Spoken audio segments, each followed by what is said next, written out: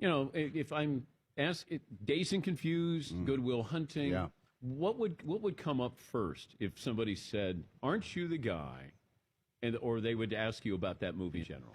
It kind of depends where you are in the country, actually. But if I'm in Boston, it's Good Will Hunting.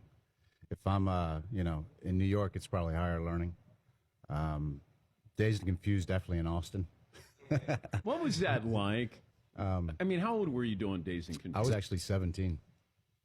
Yeah, I was the proper age, and a lot of the guys were. It was 17 to 19 years old, most of the actors. But McConaughey was the older. star. Yeah, he was 21. He was the one buying beer.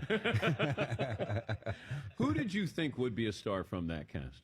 It never occurred to me. I mean, when you do those movies, especially as a kid, like when I did School Ties, I did it with Matt and Ben and Brendan Fraser and Chris O'Donnell and all these guys. But we weren't thinking in those terms. We were just trying to make the greatest film we could, When did you know Dazed and Confused had sort of this cult-like following? It's funny, yes, because when it came out, Gramercy released it, and it came and went. I mean, it was a weekend, literally. So it made no money in the theaters.